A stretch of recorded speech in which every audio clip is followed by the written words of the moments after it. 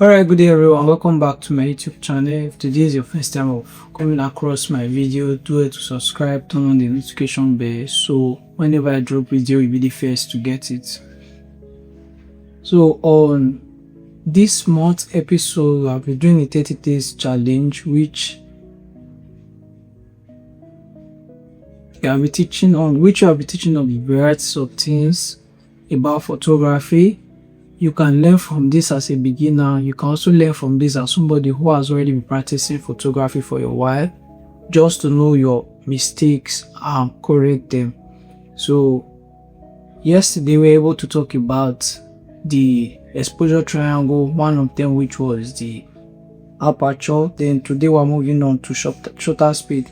So have you ever taken a picture and your picture are blurry? You are trying to wonder, why is this picture blurry? Why is my picture not clear? You took a big picture and the picture was looking so blurry.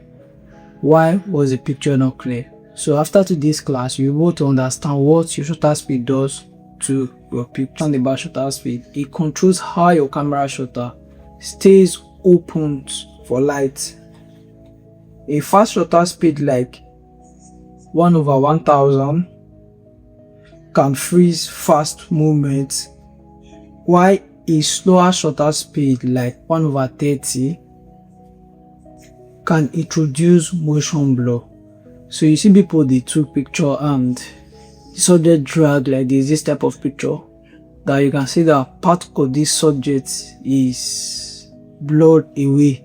This is actually caused by a low shutter speed. Why something like this is also caused by a low shutter speed? If you are taking your pictures and you are actually doing a studio photography, mind you, there is no like a fixed number for anything you are doing inside the camera.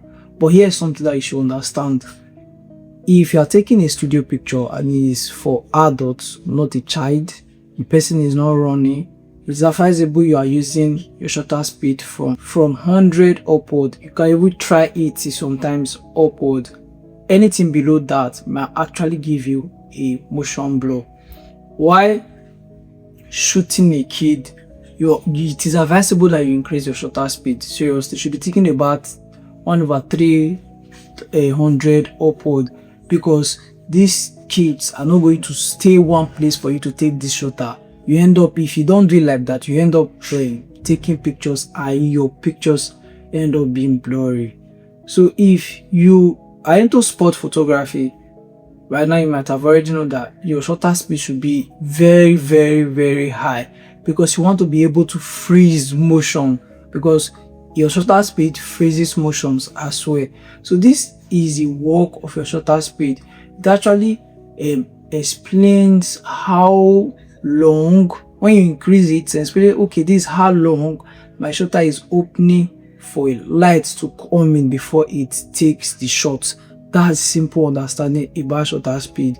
So I've been able to talk about your aperture, now your shutter speed. So tomorrow we'll be treating on the ISO, then do a breakdown of everything, then something that you can try out while trying to shoot. But mind you, there is no a fixed number. You can actually play with these things. It's actually where you play with them, you can understand and actually find out with the parts that works for you the most. And it varies depending on the type of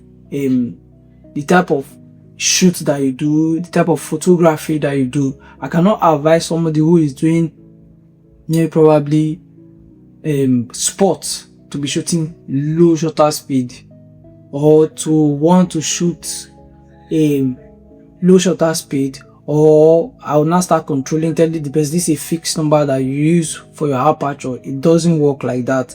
The person already knows that if I'm taking a shot of one person in the pitch and I don't want the background to show, I just want the person, I should be doing a wider aperture, then normally your shutter speed should be up. But here is it, if he's taking a shot of people playing football in the pitch, he doesn't play with a wide aperture, neither does he also want to take his shutter speed down. The shutter speed is already up from 1/8000, 1/1000, depending on how that shoot goes for him. So here is it. There is not a fixed place. Not that you try to look at somebody's camera and just count, okay, this is what the person is using, let me use this. There is no a fixed point to it. You have to play around with all this to actually understand and fall in love with it. So peace out. Subscribe to this channel whenever I drop videos so that you'll be the first to get